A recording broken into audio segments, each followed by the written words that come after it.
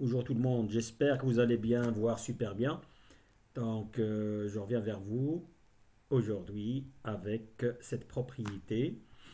J'ai trouvé qu'elle est intéressante et j'ai voulu un peu la partager avec vous. En fait, il s'agit de démontrer que lorsque P est premier et P au carré plus 2 est premier, P bien sûr c'est un nombre entier naturel, alors il en est de même pour P au cube plus 2. Bien.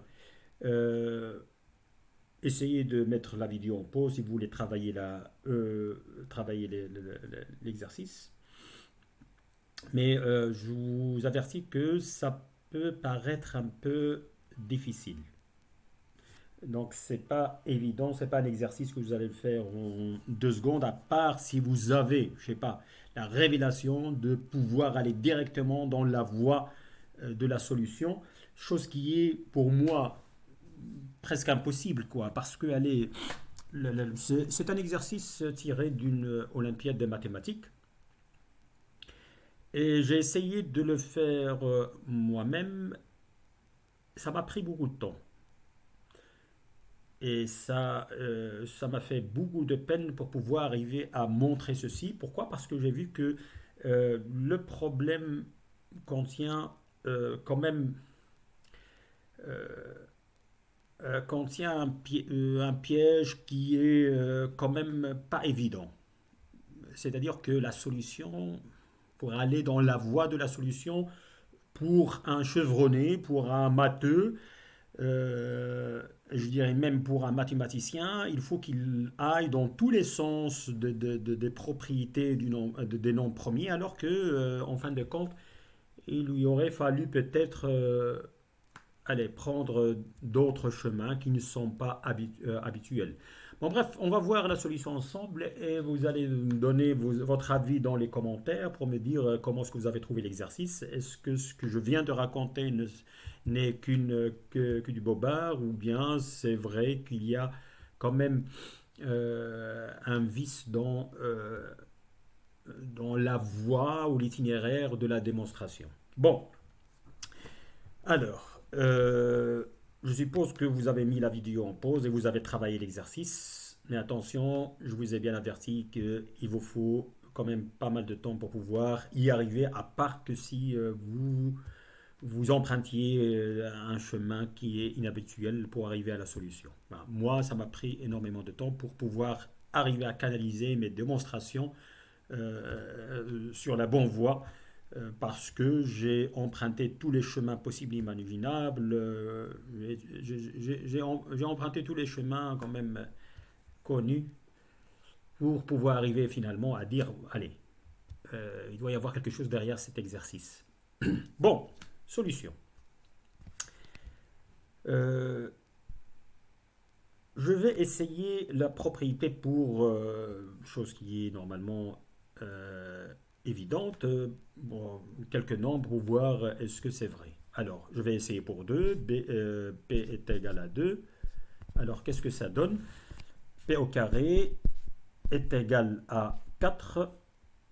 P au carré plus 2 est égal à 6. Donc, n'est pas premier. Alors là, je ne vais pas chercher est-ce que 2 puissance 3 plus 2 est premier, puisque déjà P au carré plus 2 n'est pas premier. Alors je ne vérifie pas les conditions du premier membre de l'implication, donc du coup, ce n'est pas la peine de continuer là-dessus. Allez, donc là, P est égal à 3, est égal à 3, c'est un nombre premier. Alors P pardon, au carré est égal à 9. P au carré plus 2 est égal à 11. Elle est premier. Bien, donc d'après la propriété, je dois trouver absolument que P3 plus 2 est premier. Premier. Ok. Alors, P3 c'est 27 plus 2 est égal à 29. Effectivement, c'est premier. Donc, rien à dire. La propriété étant vérifiée pour P est égal à 3. Maintenant, allez, fatalement, lorsqu'on vérifie ça, pour P est égal à 3, on dit que voilà, la propriété marche très bien et que on commence à chercher des, bah, des propriétés, de chercher des démarches pour pouvoir arriver à prouver que P3 plus 2, si P au carré plus 2 sont premiers, alors elle doit être premier. Bah, donc je vous simplifie la vie et je vous simplifie un peu allez, allez,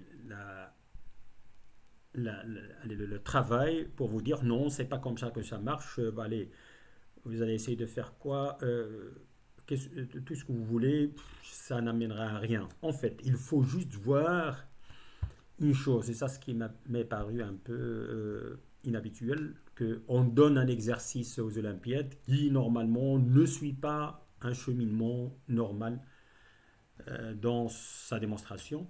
C'est que, allez, après maintes réflexions, j'ai trouvé que la qualité de P au carré plus 2 pour des nombres supérieurs à 3, pour des nombres premiers supérieurs à 3, ne donne jamais un nombre premier. C'est ça ce que j'ai essayé de démontrer. En fin de compte, là vous allez dire oui, ça c'est une solution parachutée, magique. Non, c'est pas ça. C'est que je vous ai bien révélé un peu, je vous ai dit la vérité, que j'ai peiné pour pouvoir trouver la solution et que c'était pas évident et que voilà, il m'a fallu beaucoup de temps pour que je puisse voir à un certain moment. Allez, voyons un peu ce qui se passe pour d'autres nombres premiers. Et alors, en creusant petit à petit, j'ai trouvé que P au carré plus 2, c'est vrai que c'est presque jamais, bon, jamais premier. Bon, je vérifie pour P est égal à 5, pour P est égal à 7, pour P est égal à 11. Vous savez, avec les nombres premiers, ça va vite. P puissance 3 plus 2 ou P au carré plus 2, ça va très vite et il faut vérifier à chaque fois est-ce que P au carré plus 2 est premier. Donc ça prend beaucoup de temps et donc, du coup, on est un peu dissuadé par la recherche comme ça manuelle des nombres premiers, 5, 7, 11, 13, 17, 19. Vous allez arriver à un certain moment, mais bon, vous allez trouver que c'est pas premier, mais bon, personne ne va penser à ce que, allez, P au carré plus 2 n'est jamais premier à partir de 3. Personne ne va penser à ça, à part si vous êtes complètement bloqué, vous avez passé énormément de temps dessus, vous allez commencer à douter sur la primalité de P au carré plus 2. Bon bref, ce que je vais faire, c'est que je vais démontrer que P au carré plus 2 n'est jamais premier si on dépasse 3. Donc là,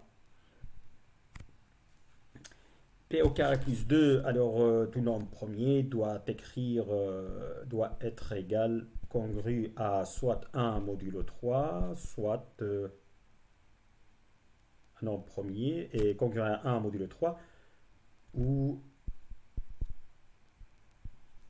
congru à 2 modulo 3. Ok? Tout premier.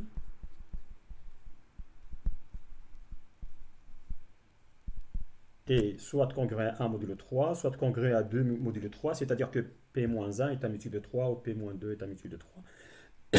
Bon, donc, alors je vais étudier les deux cas et je vais voir qu'est-ce qui se passe pour P au carré plus 2. Alors, premier cas, 1, et là 2. Dans 1, qu'est-ce que j'ai? J'ai alors P au carré est congru à 1 modulo 3. C'est facile à monter. 1 fois 1, ça donne 1. Donc du coup, c'est congru à 1 modulo 3. Donc, P au carré plus 2 est congru à 3 modulo 3 ou bien à 0 modulo 3. Donc, n'est pas premier. Okay. Voilà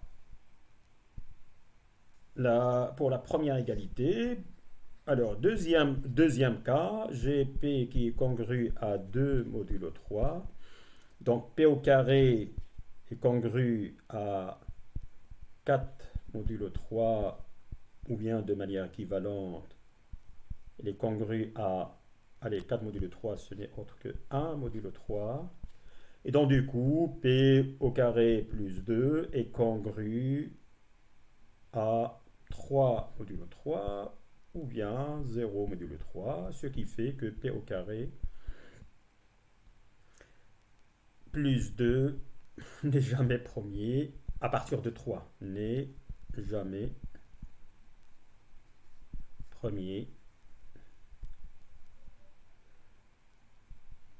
à partir, pas strictement de 3, à partir de 5. De 5. Pourquoi ceci? Parce qu'on a dit que, bon, parce que allez, 3 est congru à 0 modulo 3. Et nous avons fait l'hypothèse que tout nombre premier, bon, supérieur strictement à 3, va être congru à 1 modulo 3 ou bien 2 modulo 3. Bien évidemment, on aura évité, on aura écarté le 3.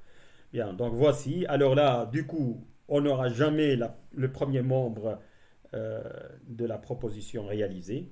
Donc, à partir, à partir de 3, le premier membre, donc P au carré plus 2, n'est jamais vrai. Donc, vous connaissez P implique Q est vrai. C'est faux, c'est lorsque le premier membre est vrai et le deuxième est faux, alors que le premier membre est toujours faux, à partir de 3 strictement bien sûr.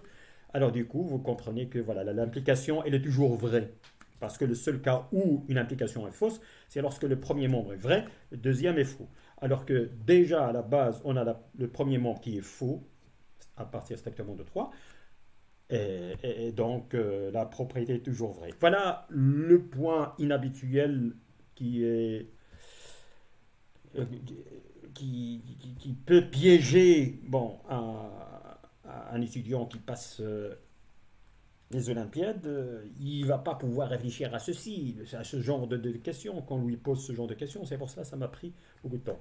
Peut-être moi que j'ai vieilli et que j'ai commencé à perdre beaucoup de perspicacité mathématique et que mes youtubeurs et mes abonnés puissent voir facilement cette propriété.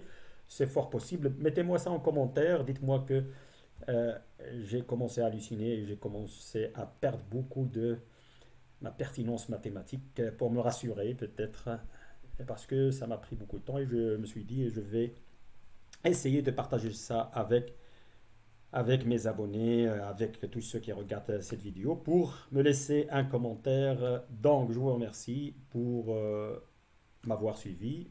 J'espère que cette vidéo vous a été plausible, que vous l'avez aimé. Et pour ceux qui l'ont travaillé, j'espère qu'il ne vous a pas pris un temps énorme. Et voilà, je vous souhaite de très bons moments de cogitation en général, et de très bons moments en général. Et je vous dirai à bientôt dans une prochaine vidéo. Mais avant que je vous laisse, je réitère ma demande, celle de s'abonner massivement. Ah, bien sûr, en incitant votre entourage à le faire, si vous ne l'avez pas encore fait, de regarder mes autres vidéos, de mettre des likes sur mes vidéos, comme ça vous allez aider cette chaîne à évoluer. Et n'oubliez pas non plus d'appuyer sur la cloche pour que je vous fasse parvenir par toutes mes vidéos au moment opportun. Je vous remercie encore une fois, comme j'ai dit, à bientôt, au revoir.